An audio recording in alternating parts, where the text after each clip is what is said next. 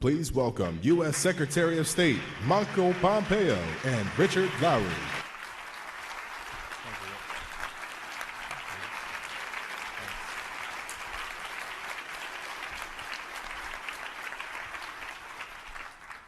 Mike Pompeo, ladies and gentlemen. So we are thrilled, Mr. Secretary, to have you here. Thanks so much for making the time. So it's kind of amazing when you think about it. Less than 3 years ago, you were the congressman from the 4th District of Kansas. Now you are the 70th Secretary of State of the most powerful nation ever in world history. How did that happen? It's a very fair question. I'm reminded when you say that I'm the 70th Secretary of State that Trump is President 45, so turnover in my gig has historically been almost double. You know, good fortune, we work hard, and here I am, yeah. So what has surprised you most about the job? Goodness. So, you know, I came out of a previous job where I got a chance to see both this team, the National Security Council apparatus, a very different job as Director of the Central Intelligence Agency. You know, the enormous scope of the State Department, right? 90,000 people across 190 facilities across the world. So the leadership management job, wholly apart from the job that you see climbing in and out of airplanes, the leadership management job occupies an awful lot of my time, making sure we keep our officers safe and that every one of them is delivering against President Trump's agenda. Something I love. I've led organizations for 2-3 decades now, and I love it. I've never run anything nearly this big, and it is a wonderful leadership challenge every day. So we don't have to spend a lot of time with this because it was complete nonsense, obviously, but for 2 years the president has been accused of being part of a treacherous plot with the Russian government, and this must have been exceedingly frustrating to you on the front lines of policy that was much tougher than the previous administration with regard to Russia in several really important respects, whether it was providing lethal arms finally to the Ukrainian government or pulling out of the INF treaty. What were you thinking during those 2 years, and what do you think of this outcome? So you don't have to speculate on what I thought about this. I've testified in front of the United States Senate a handful of times where the allegations were somehow that we didn't understand the threat that Russia posed to the United States. As someone who was a soldier in the Cold War who served along the East German border in an M1 tank, I mean, the accusations were silly on their face, and I watched President Trump take this threat very seriously as well. And then if you looked at any of our actions, right, the fact that we're exporting energy is not something Vladimir Putin's excited about. The fact that we now have a budget of over $700 billion a year for the Department of Defense cannot possibly be in Russia's best interest. I think the policies that we've delivered, while there's still work to do to deter Vladimir Putin, I think are some of the toughest since President Reagan. So is there a working definition of the Trump doctrine, and what is it? Yeah, I like to think about it this way. It's about making sure that every place we go we're honest and candid, and we're prepared to reevaluate positions that have been taken before, positions taken by previous administration or administrations before that as well, and you can see it in our actions. It's principled, it's realistic. We don't gild the lily. I was in Beirut this past week and stayed next to the foreign minister of Lebanon and called out Hezbollah, an organization that now has infiltrated Lebanon in a way that is horrible for the Lebanese people. You got to go back decades when the last Secretary of State was prepared to do that. It wasn't popular. We have a big security team around me, so I was very confident. But it's those kind of things. They're willing to reevaluate core institutions. Next week, I know we'll talk about this. Next week, we'll have all my foreign minister counterparts from NATO in town for the 70th anniversary of NATO. It is worthy to go reevaluate whether the first principles of NATO, right, the founding doctrine, if that charter is being adhered to, if the roles are right, if we've got it structured for 2019 and beyond, and we've done that, whether it was the UN Human Rights Council or the International Criminal Court. These are institutions that we need to stare at. We've been accused of not liking multilateral organizations. That's just not true. It's just fundamentally untrue. We don't like multilateral institutions that are failing, that are taking American dollars and not delivering against the stated objectives. And so where they're working, we're happy to reinforce and be a big participant, and where they're not, we're happy to dig in and try and make them better. So you mentioned Lebanon. In the Middle East, big news this week is the administration has recognized Israel's sovereignty over the Golan Heights. And of course, the critics are...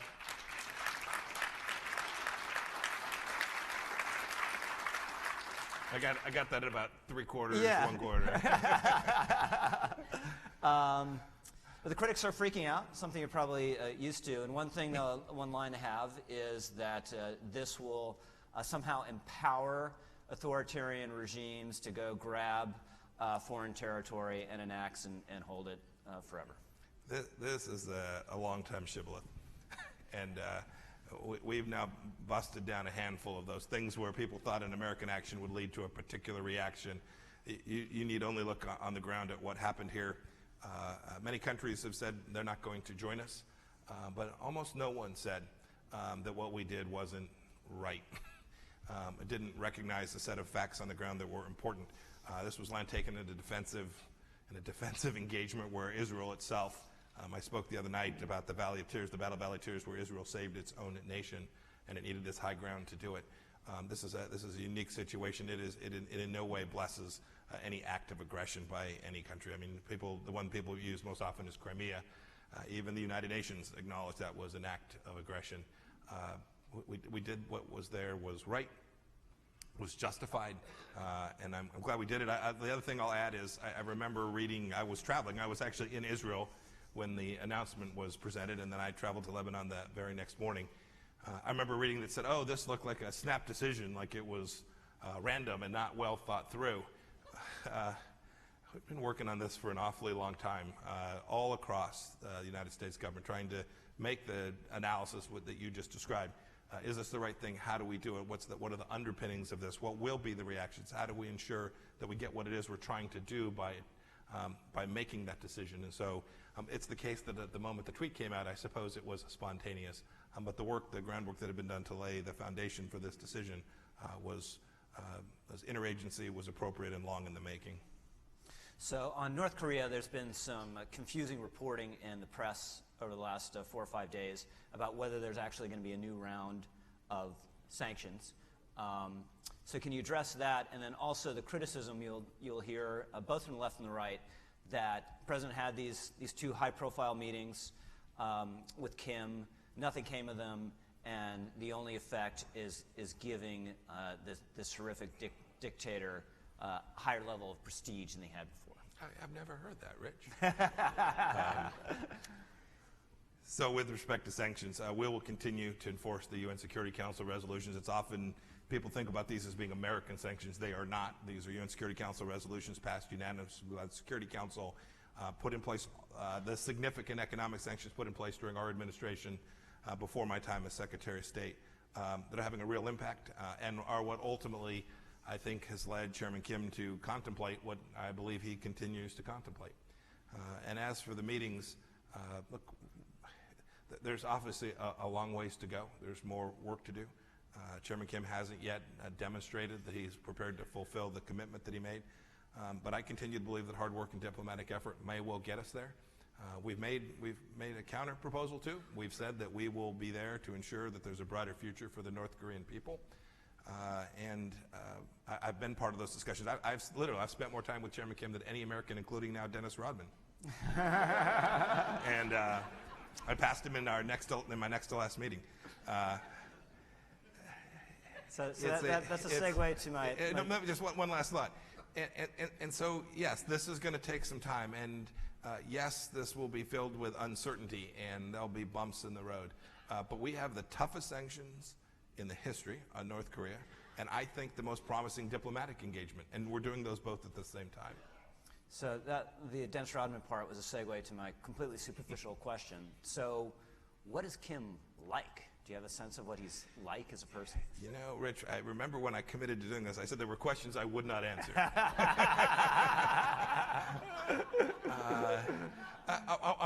I'll give you just 3 thoughts, though.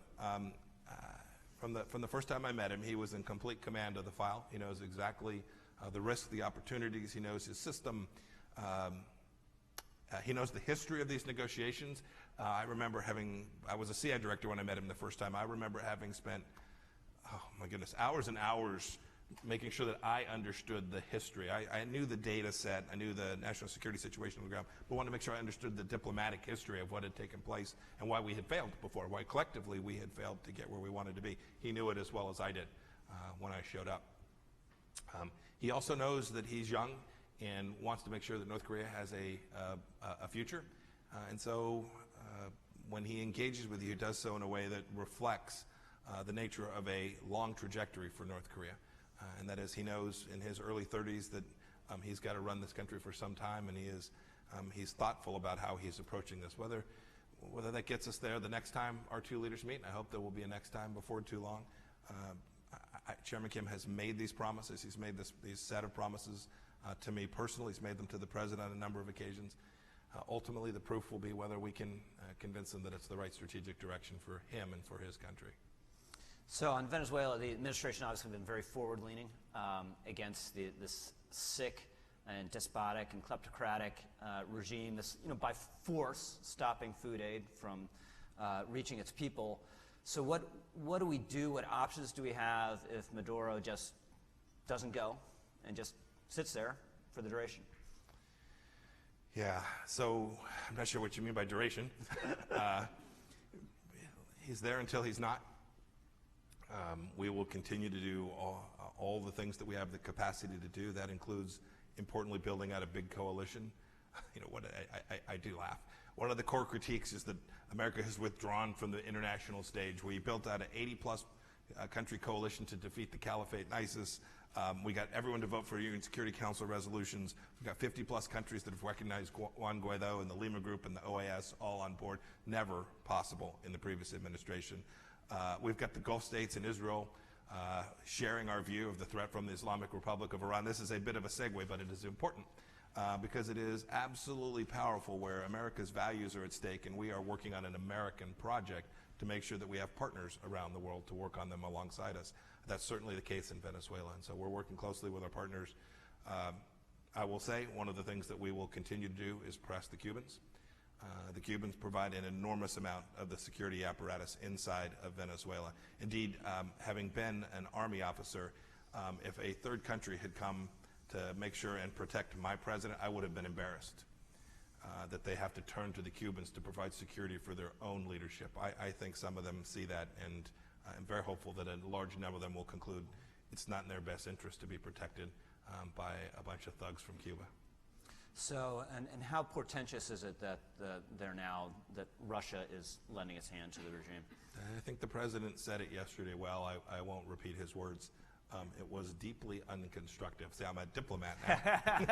Now, if I was a congressman, I'd do what Senator Rubio probably did and just let it rip. But I'm going to go with deeply unconstructive, yes. So we have a meeting coming up here in Washington to mark the 70th anniversary of NATO. And when you're talking about the Trump doctrine, you're talking about sort of re-examining old ways of thinking and old institutions. And you have a number of people now on the right, populist right, who really question the utility of this alliance and whether we are getting anything out of it anymore that makes the cost to us worthwhile. How, in your view, in the administration's view, should people think about NATO? Yeah, I served in a NATO country. I served in Germany for my first 3 years. I think there's real value in the partnership with Western countries that share our democratic values. There is also real value in a country that is wealthy, spending more than 1.25% of its GDP on defense. That's what the Germans committed to. I think it was last week now. I mean, that doesn't remotely reflect what they tell us they believe about their security interests. And so there's this disconnect. And so, this issue comes up all the time. When I talk to my counterparts, they will begin by saying, America needs to do X and Y because Russia poses a threat. And then you ask them, well, that's awesome. Tell me what you're prepared to do. And they say, it's tough. Our voters just really don't like to spend money on defense.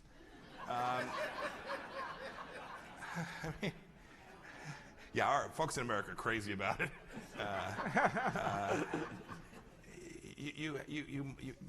They have to do the right thing for themselves. In the case of NATO, honor a commitment that they made to spending at least 2%. We certainly think they ought to do more. And to convince them to do that, you have to go back to first principles about why it is we have this group joined together. And I'll talk about, Secretary General will talk about that too. He's going to address a joint session in Congress next week. I haven't seen his remarks, but I've talked to him about things I think he ought to say, and I am confident he will make that point as well.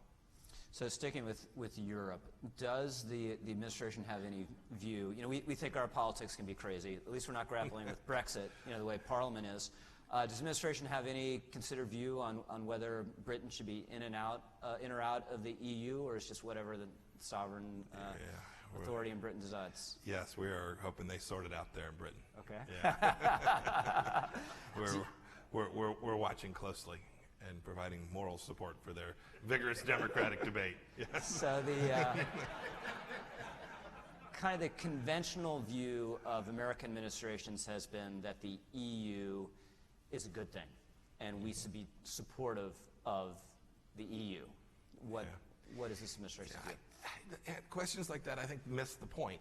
The EU intrinsically, right? The United Nations intrinsically doesn't have a moral dimension to the entity. It's when the entity has power and does the right thing and is prepared to engage in important ways. Yes, the structure matters. Those institutions are important, but when they lose their way, when they have moved from their charter, when they begin to act in ways that are deeply at odds with what they tell you, or if they are deeply at odds with America's interest, this administration is going to make sure that we do our best to fix that. And so, you know, it's the same you say, is a country X a good or bad country? It's about the people, and it's about the people's expectations for their own nation, what they direct their own sovereign to do, and how that impacts us here in the United States. That's the focus I've tried to have my team on. When we engage, we have big teams that engage with multilateral institutions all around. We have an ambassador to the EU. The mission set is to make sure that the European Union understands the things that matter to us, and then we work alongside them to make sure that we come to understandings that benefit each of our two populations. So back to the Middle East, the caliphate has now been eliminated, a tremendous accomplishment.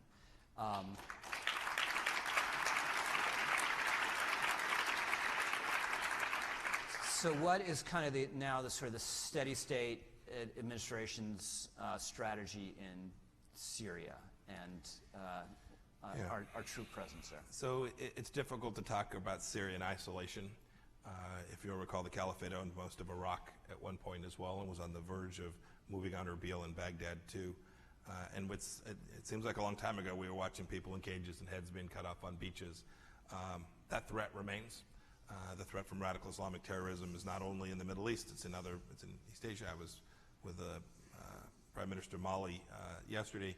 It's in Africa. ISIS reigns on some territory in Afghanistan yet today as well. So this threat is still there. And our mission set in the Middle East is really threefold. First, it's to drive stability broadly. Second, it's to counter terrorism in whatever form. So inside of Syria itself, you still have remnants of ISIS. You've got al-Nusra, al-Qaeda, lots of different Sunni terror groups there too. So the mission set remains, and our troop levels, everybody is inordinately focused on the number of soldiers on the ground. What we should really be focused on the strategy and what it is we need to implement and execute that strategy. So whether the right number is 200, 2,000, or 20,000, President Trump's committed to making sure that we execute that counterterrorism mission. And then finally, today, I'll miss one, and I'll overstate this, but you don't have to go very far in the Middle East or talk to very many countries before the Islamic Republic of Iran rises to the top of the pile in terms of the threat to stability there. And so we have a massive diplomatic campaign and a significant financial campaign of the Department of Treasury, and we're using our Title X, our Department of Defense forces as well, to reduce the capacity of Iran to cause trouble in the Middle East, and frankly, in South America too. You see the Iranians leaning in with Venezuela. I saw an article about this the other day, and I was reminded that if Venezuelans were asking the Iranians for money, like two drunks drowning.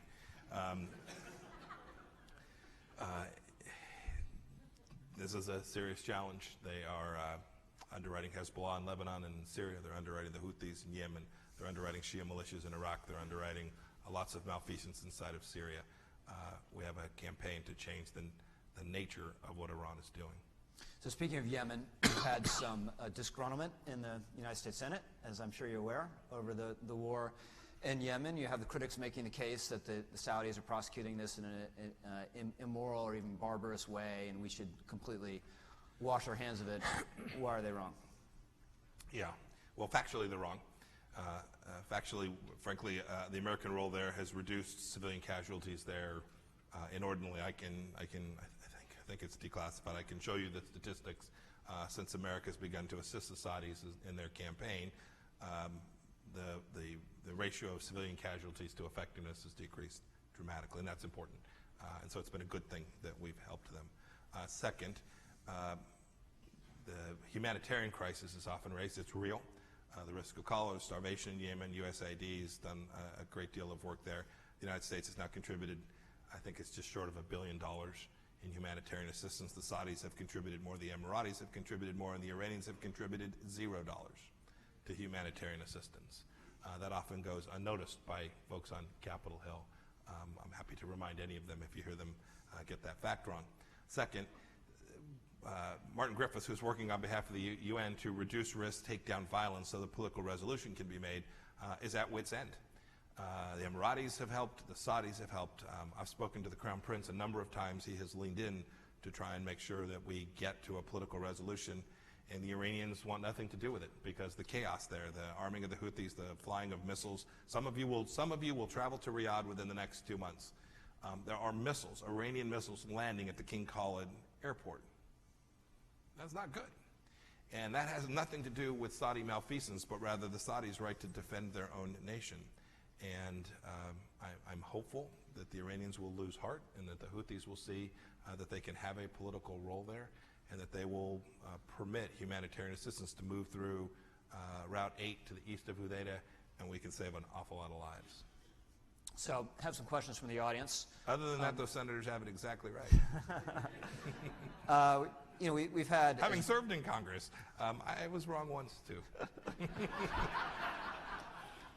So as we were discussing earlier, we've had this inordinate focus on Russia, whereas this new strategic challenge that has arisen over the last several decades and presumably persist for decades to come is China. So how do you think about the strategic challenge from China? And the question specifically from our audience is there anything we can do to counter or check the Chinese Belt and Road Initiative? Yes, of course there is. So the first step was to acknowledge that there is an important relationship between the United States and China. We have huge economic interests there. They buy our products, we buy theirs. Both countries are better as a result of that.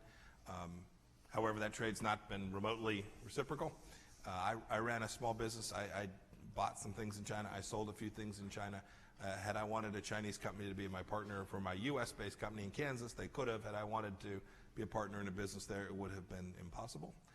And if they would have permitted it, they would have demanded to steal the intellectual property that my company had invested heavily in to do that. That's just wrong. We got to fix it. President Trump has leaned on that, and Secretary Mnuchin is in China today, along with Ambassador Lighthizer, working on that dimension. But the threats that, the security threats, and I don't want to separate the two. There's a security component to that as well. But the security threats more narrowly defined are very real. They're moving to the South China Sea is not because they want freedom of navigation. Their efforts to build ports around the world aren't because they want to be good shipbuilders and stewards of waterways, but rather they have a state national security element to each and every one of them. The Belt and Road Initiative is no different. We've said this every place we've gone. If you talk to any of our ambassadors or our chargés, they will tell you we are happy to compete on a fair, transparent basis under rule of law with the Chinese anywhere in the world. We'll win more than our fair share, but we'll lose some to them too.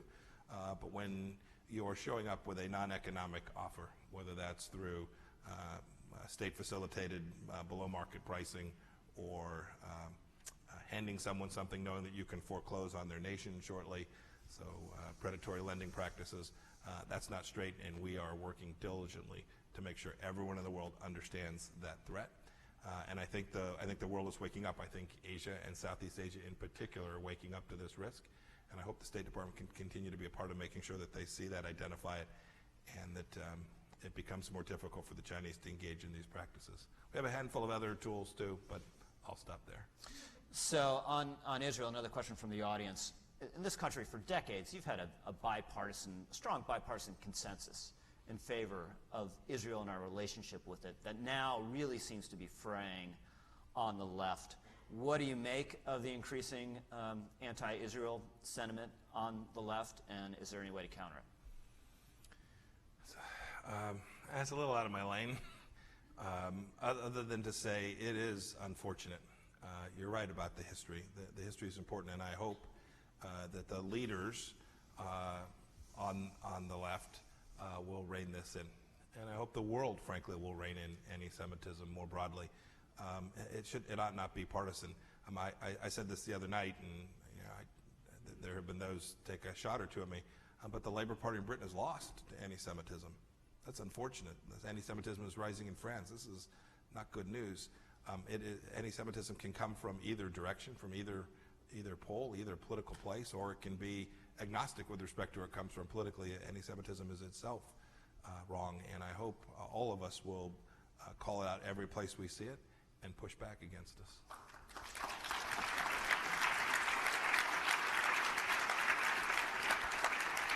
So I have just a couple minutes left, so let's go sort of broad gauge, because you're at the pointy end of the spear of American power, at least part of it. I'm at the soft end of well, the spear of that. It's still pretty, I think it's still pretty pointy. I watch how you work.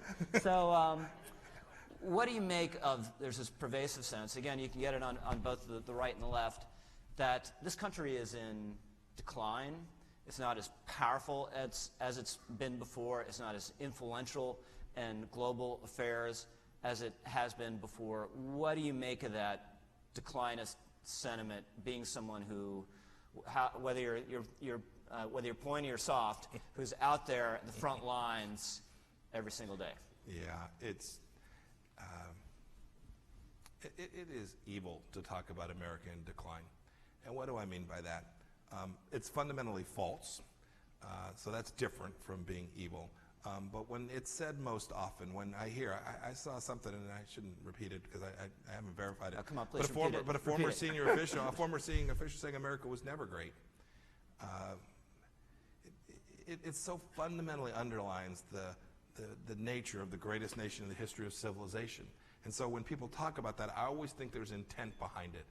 That it's not about, because you simply stare at the good which America has done around the world. And I say this when I travel to the Middle East, we've been a force for good. I know it's true in Europe. It's undeniable.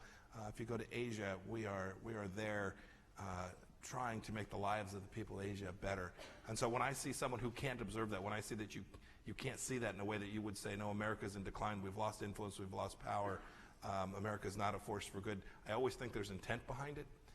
And intent in what? Intent in the sense wishfulness?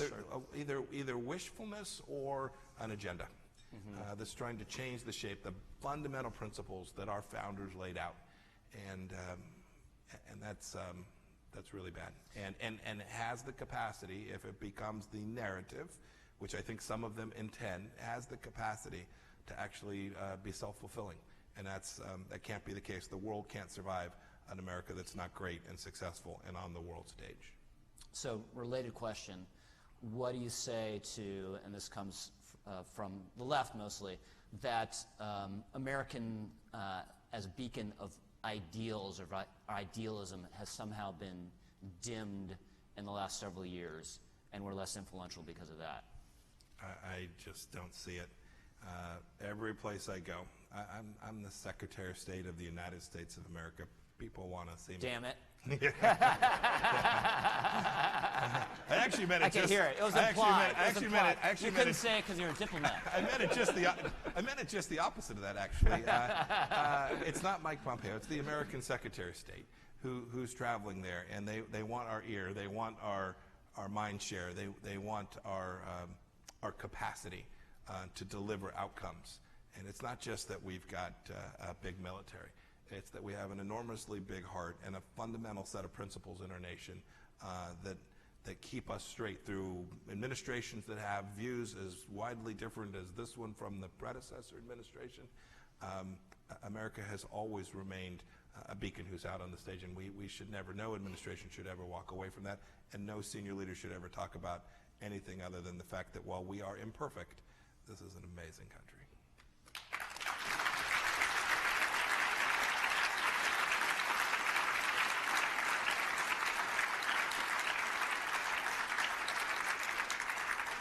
I don't think we can leave it on a better note than that. Let's just say we are so glad that you are there doing what you're doing. Thank you. Mr. Secretary, and again, we really appreciate you being with us today. Thank you, sir. Thank you. Thank you. Thank you. Thank you, everybody.